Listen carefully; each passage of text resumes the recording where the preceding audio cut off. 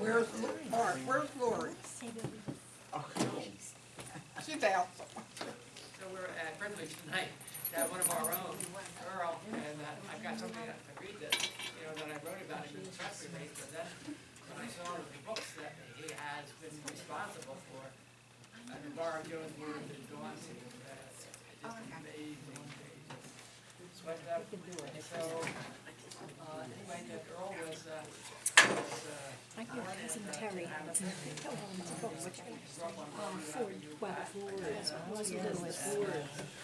three children, and he attended Rutgers and the Wharton School at U of P, where he began his career in information technology. So now that he's retired, his fascination with history and with the Revolutionary War, taking he and his wife to places where, in his words, our ancestors walked, such as Plymouth, Jamestown, Charleston, Cork County, Ireland. He's a member of the Sons of the American Revolution, American Legion, Laney County Veterans Museum, Bachelor Citizens Committee, amongst others. And then, well, finally, I put in there, couldn't help it, he's related to just about everyone, including former Hammonton Police Chief John Hoover and Ford, Crowley, Kramer, Mick, and McCormick families. And so his intriguing final sentence was, he will tell his story starting in 1956 and traveling back through time to 1740.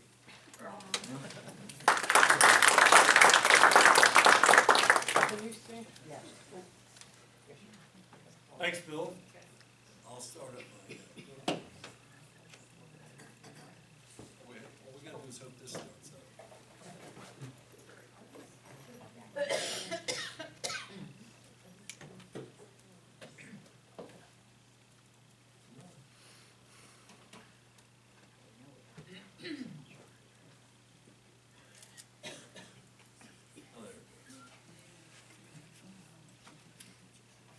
PowerPoint. The back lights. How's that? Good. That work? Okay.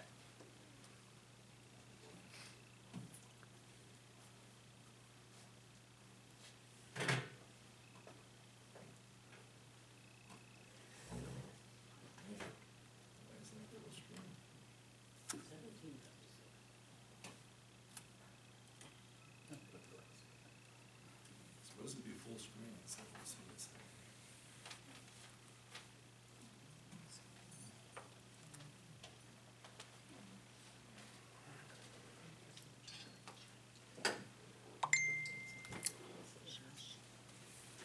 This is going well.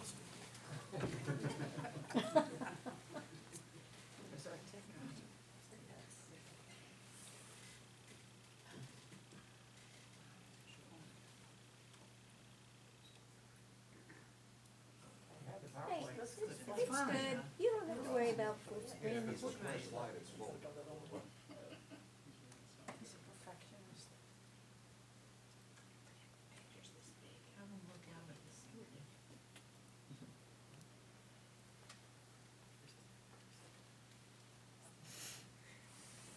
Are you sure we're not looking at full screen up here, Earl? You looking It looks at good, full screen? Earl. Oh!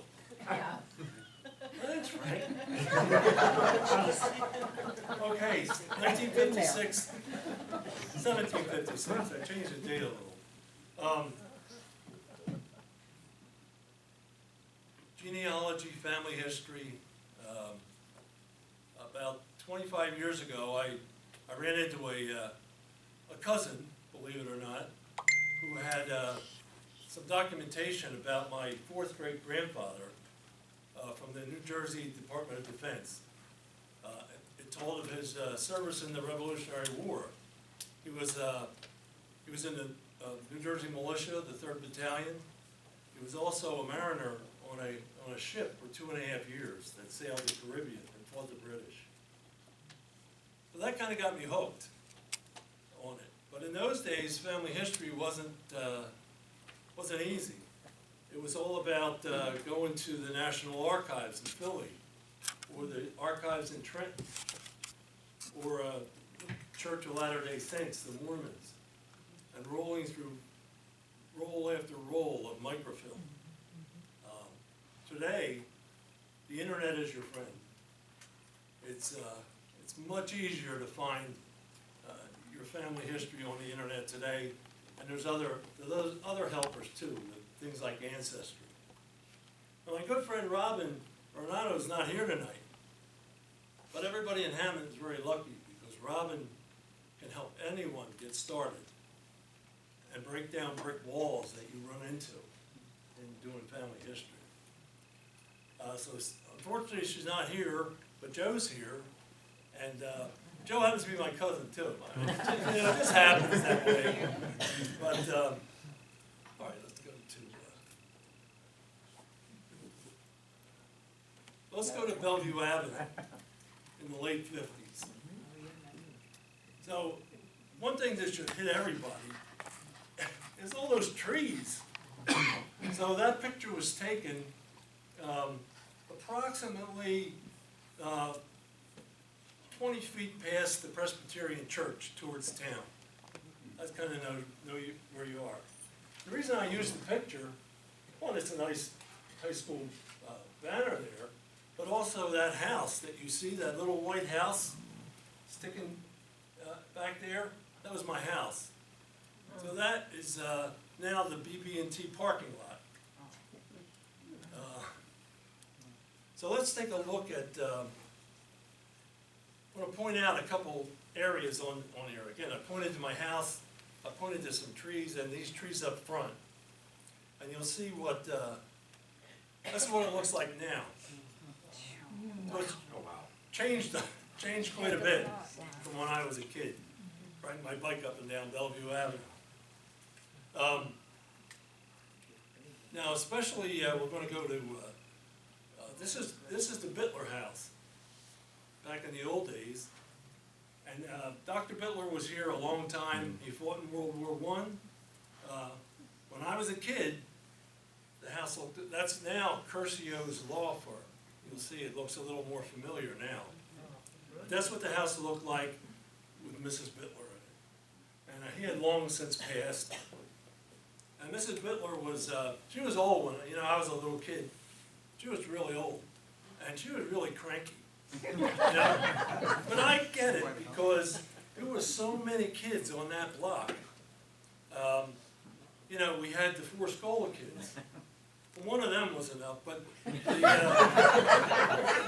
then we had Ronnie Falciani, no problem, Billy Esposito, Ernie Santura, Sally and Billy Crane. We had our own gang there. Then we had another friend. Her name was Carol Leoncini at the time. She only lived a block and a half away. No way her mom ever let her come up and play with this, you know. But, okay, so here's one of the reasons Mrs.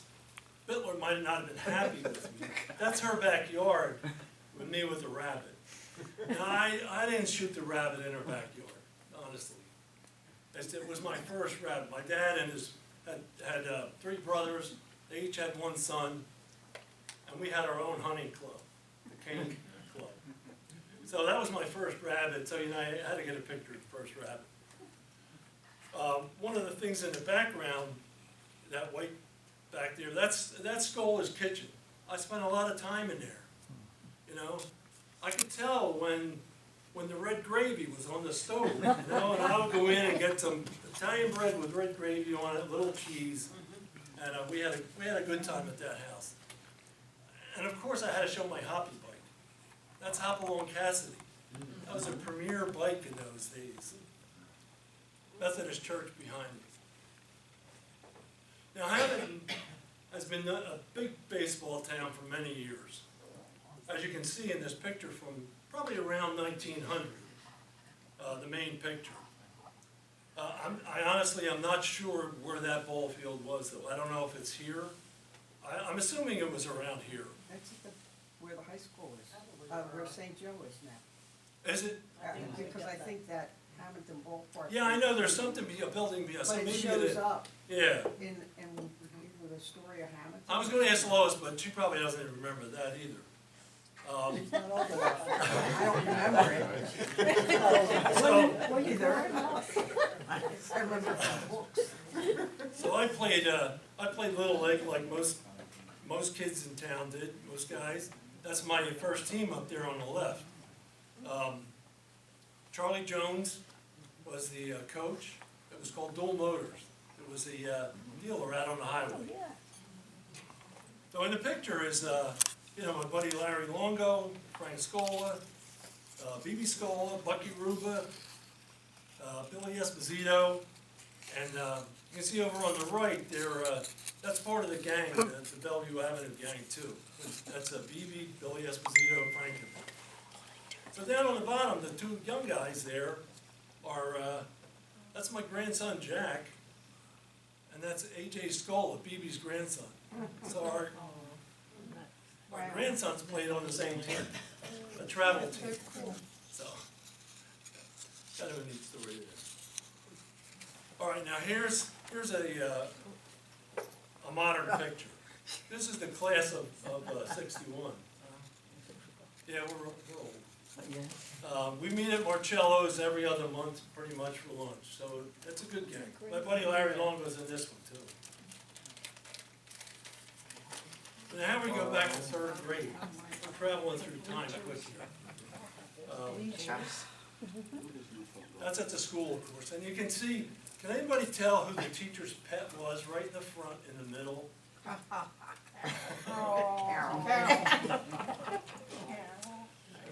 lot of the gang still from the picture before is in there.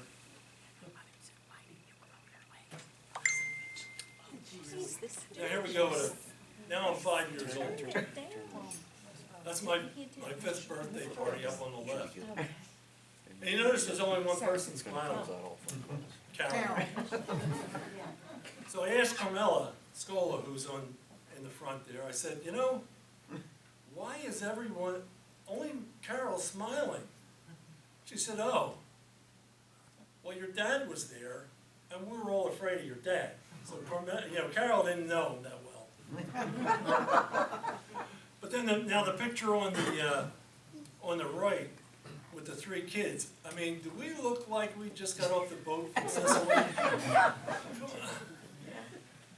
I guess it's kind of great that, like the dress, in the 40s, it wasn't like today. We all had suspenders, baggy pants. I grew up, the Scolas were like my brothers and sisters. I was in their house all the time. I was with them all the time. And you can see my dad took Carmela and I down to the boardwalk in Atlantic City one day. That's when he was real heavy. Now the other picture with the deer is, he went deer hunting every year. When I got older, I went too, but I'm only a little kid here. And of course, what do you do with a deer when you get it? You come and hang it in Scola's yard, so it dries out a little bit. But the thing about this picture too I like is, if you look between the deer and the tree, you'll see a little white house. Well, that's the current Hammonton Gazette property. In those days, it was Reno and Nina Domenico.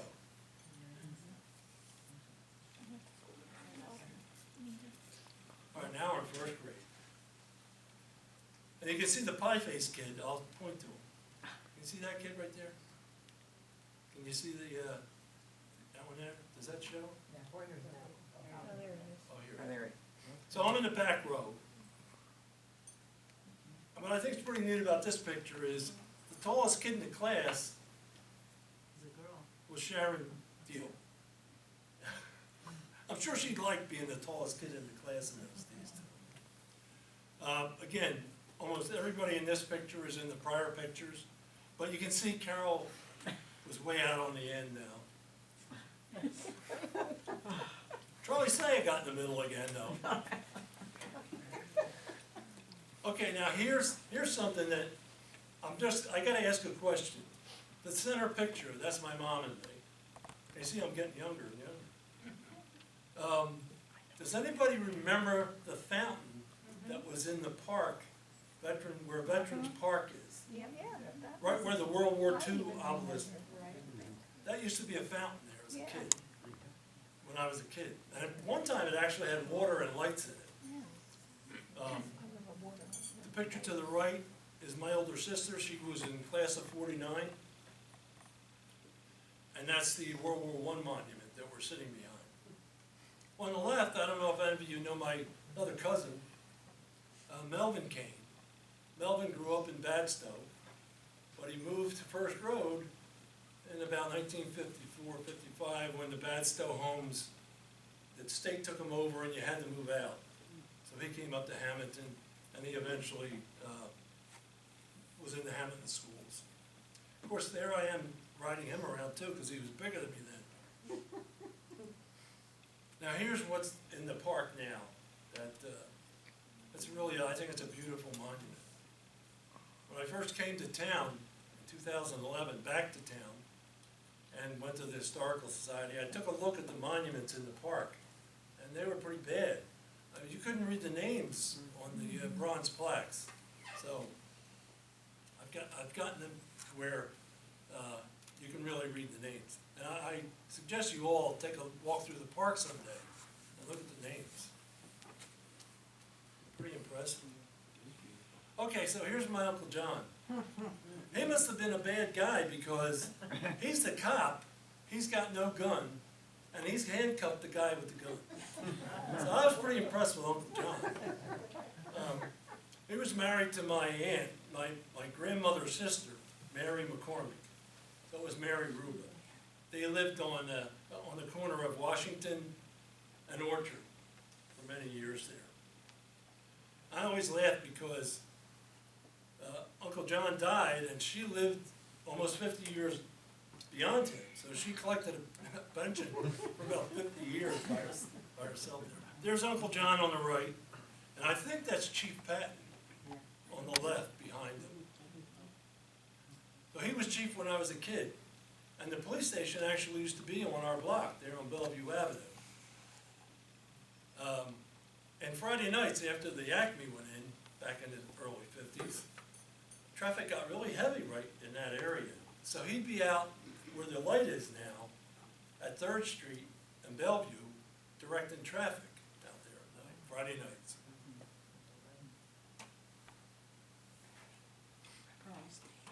Did they always live there? Oh, yeah. Well, ever since I was a What kid. about his parents, Ruba? Did Oh. they live, you don't know? I don't know about John's parents. Walnut Street.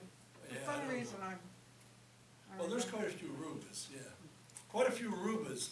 Yeah, but I Yeah. always remember them saying it was something to do with the chief. So now we'll talk about the Fords. A few Fords around in here. So my grandfather, this is my grandfather on the left. That's his World War I draft card. He had to sign up for the draft. So you can see on there he was 34 years old when World War I was going. So he wasn't going to get drafted because of his age. And you can see his address is Hammonton, RFD, Badstow. So they lived down in the village in Badstow at the time. My grandmother had died by this time, so you can see his next of kin is my mom. Hilda Mae Ford. So he worked for Amitol. I know a lot of people know Amitol here in town. He was the chauffeur. So that's him with his chauffeur car. Fortunately, in those days, I guess he wasn't hitting the Central Cafe so as much as he did in there. My grandfather lived with us on Bellevue Avenue until we moved away. So we knew him very well. He needed a lot of help some nights getting home from the cemetery. So here's a couple more Fords. Oh, my goodness. So this is that's my grandfather on the left at Steel Pier. That's Burgess. And there's a guy, Robert Ford. We got some Robert Ford That's my descendants grandpa. here. Your grandpa, Yeah. Lois and And grandpa. Lois's grandpa. Alex's great-great-grandpa. Dad looks more like him than I thought. Now here's some, here we're going back to 1756 now with the Fords. So Stephen lived in Badstow, in the Badstow area. That handwritten document on the left is his pension application that was done in 1832. The U.S. government came out with a veteran's pension for militiamen, and he was a militiaman. You'll see, I'll talk about the Continentals, the regular army, in a bit, but he was in the militia. What you had to do was go to a county clerk, and you had to tell your story. And if you had any documents, you had to produce them. Well, he couldn't produce any documents because his house in Badstow was burned by a Tory. So he lost the whole house. So he had to get people to vouch for him. And one of the people that did was Jesse Richards, if you've ever heard of the Richards family from Badstow. Just recently, the Department of Defense in New Jersey issued that certificate and medal for his service. And it kind of says on there, I don't know if you can read it. Well, he served in the militia and aboard a ship. And it tells his company commander and the captain of the ship. Now this next one, that's my rock star cousin Alex, pointing to his sixth great That's a grandfather. few years back, yeah. That plaque was put in at Chestnut Neck, which is the only battle in Atlantic County from the Revolutionary War. The British attacked the village and burned it. That's a big hunk of bog iron with a bronze plaque embedded in it. We put that in 2014. It's a memorial park there now for the battle. So if you ever head up, and well, you'd have to be up on Route 9 heading on the Parkway, but it's right where the Parkway crosses the Mullica. That's where the battle took place. October 6, 1778, the British sent 1,700 soldiers down and burned the village. Alex likes that place. Okay, now let's talk about the Crowleys, my other family. Samuel Crowley, as Bill mentioned the other night, a lot of people named Samuel Crowley. But according to my records, and I'm glad Robin's not here because she might check me out and say I'm wrong about something. But the 1690, the first Samuel Crowley left Cork, Ireland and came to Philly. A few years after that, again, every first son was named Samuel. So there's a whole load of Samuel Crowleys coming down the line. Eventually they got to one, and they moved to the Mullica River. There's Crowley's Landing now, it's called, where people put boats in. But in those days, there was a glass factory there. And it was called Crowley Town or Crowleyville. And you see the guy in the middle. He's from Vineland, and his name is John Mason. So he hooked up with, he's actually my uncle, Samuel Crowley. His sister Susanna is my grandmother. He hooked up with Samuel Crowley, and they made the first mason jars at Crowley's glass factory there. So on the right is another Crowley, Kathleen Crowley. And her real name was Betty Jane. She's from Greenbank. She was Miss New Jersey in 1949. She was a bridge tender over the Greenbank Bridge for many years. Passed away a couple of years ago. On the left is Crowley Castle in County Cork, Ireland. Fran and I were there a couple of years ago. That's me standing in front of one of the Crowley businesses in West Cork. All right, now here's some mills, some old mills in the area. And this is a friend of mine put this together, Professor Mark Dimitrov from Stockton. And there's a couple of my family mills in there that I just thought I'd show. Of course, you see Cain, and you see Ireland, and there's Smith. And it's all in this area, right around Hammonton.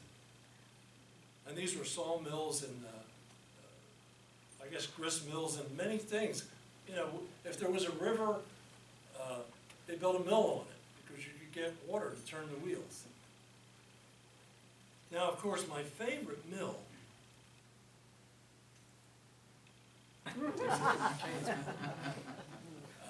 And you all know Cain's Mill from the Black River.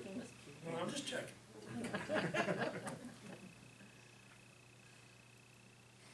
Now let's talk about the Mulliners, another family. There's some Mulliners, well, at least they were in the area. So this is my fifth great grandfather, Moses. Moses was he was an older guy, and he actually was paid to take somebody else's place in the Continental Army. And you could do that in those days. Quick step back, that it seems my family was kind of poor the whole time, so I guess getting some cash was a good thing for him. And you can see on the left, that's his record a little bit. And he also was awarded a certificate from the Department of Defense. I just got these last year, these certificates. That's something too. I have a contact, and if you have a veteran ancestor, the state would love to issue you a certificate and a medal. Just some information. Now Moses, though, he's not the famous Mulliner. He's just a good guy that fought for the country. But his brother Joe, that's me by his tombstone in Sweetwater. And I don't know if you can read the tombstone. It said he was hung in 1781. He was what they called a Tory outlaw. Now there's 1,000 stories about Uncle Joe, and nobody's really 100% sure